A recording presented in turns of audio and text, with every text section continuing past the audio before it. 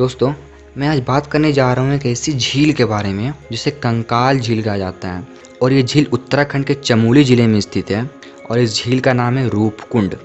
ये झील हिमालय पर लगभग 5029 मीटर यानी कि 16,500 फीट की ऊंचाई पर स्थित है। और इस झील को हम कंकाल झील इसलिए कहते हैं क्योंकि इस झील के पास 1942 ईस्वी में 500 से भी अधिक इंसानी कंकाल मिले थे।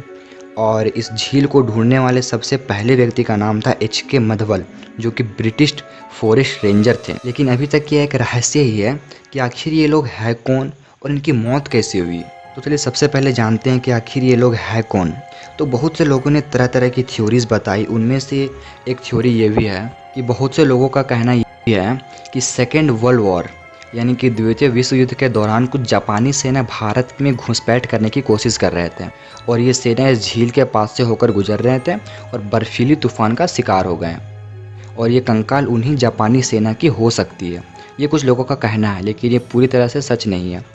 और एक अफवाह ये भी है कि कश्मीर के जनरल जोरावर सिंह की सेना इस झील की तरफ आई थी और ये कंकाल उन्हीं सेना की हो सकती है।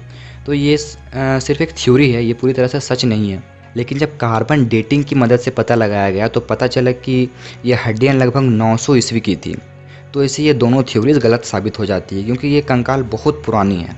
और हाँ, इस झील के पास एक मंदिर है जो कि नंदा देवी के नाम से प्रसिद्ध है और यहाँ पर प्रति 12 वर्षों में एक बार देवी राज जाट उत्सव होता है और लोग वहाँ जाते थे और इसी झील के पास से होकर गुजरते थे। तो बहुत से लोगों का कहना ये भी है कि कन्नौज के एक महाराजा हुआ करते थे और एक बार उनकी पत्नी गर्भवती हुई तो वो अपनी पत्नी को लेकर उसी नंदा देवी राज जाट उत्सव पर जा रहे थे और वो अकेले नहीं बल्कि अपनी सारी प्रजा को लेकर जा रहे थे।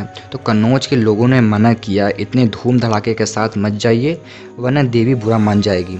लेकिन राजा ने किसी की नहीं सुनी और वो पूरे धूम धड़ाके के साथ तीर्थ यात्रा पर चल पड़े। और वैसा ही हुआ जैसा कि वहाँ की प्रजा ने कहा था।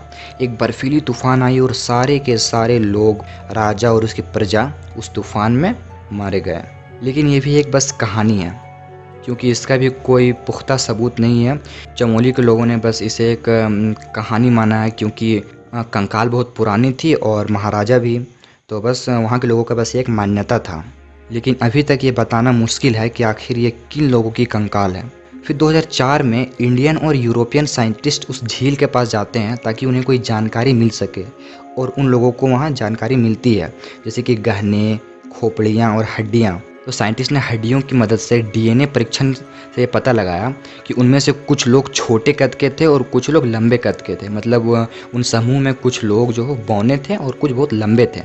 लेकिन ये नहीं पता चल सका कि आखिर ये लोग कौन थे और कहाँ जा रहे थे। तो ये लोग जो भी थे, चलिए देखते हैं कि इनकी मौत आखिर हुई कैसे।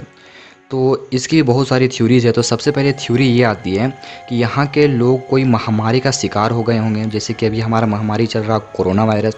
तो उस समय भी ऐसी कोई महामारी आई होगी और वहाँ के जो लोग हैं उस महामारी का शिकार हुए होंगे, या फिर कोई बर्फीली तूफान से इन लोगों की मौत हुई होगी। उसके बाद आखिरकार खोपड़ियों के फ्रैक्चर के अध्ययन के बाद हैदराबाद, पुणे और लंदन के साइंटिस्ट ने यह पता लगाया कि ये कोई बीमारी से नहीं बल्कि अचानक से आए ओला आंधी से मरे थे। और कहा जाता है कि ये ओले क्रिकेट के बॉल जितने बड़े थे और खुले हिमालय में कोई आश्रय न मिलने के कारण वो लोग कहीं जा नहीं पाए और वो सारे ओले उनके ऊपर गिरे और ओले गिरने के कारण उन सारे लोगों की मौत हो गई। ये थ्योरी तो एकदम सही है। अब पूरी तरह से सही है या नहीं है तो मुझे नहीं पता, लेकिन ये थ्योरी सच मानी जाती है कि इन लोगों की मौत ओले गिरने से ही हुई है। लेकिन ये अभी तक पता नहीं चला है कि आखिर ये लोग कौन थे और कहाँ जा रहे थे। और ओले गिरने की वजह से जो लोग मरे थे वो भूस्खलन के साथ कुछ लाशें हैं वो झील के पास बहकर चली गई। इसीलिए वो जो हड्डियाँ हैं वो जो कंकाल है वो हमें झील के पास दिखाई देती हैं। और जो बात अब तक रहस्य है वो है ये कि आखिर ये लोग कौन थे और ये कहाँ जा रहे हैं और उनकी मौत कैसे हुई। लेकिन ये जो ओले वाली थ्योरी है ये 80% लोग सही मानते हैं कि उन लोगों की मौत ओले गिरने की वजह से ही हुई थी। तो ये था हमारा रूपकुंड कंकाल झील का रहस्य।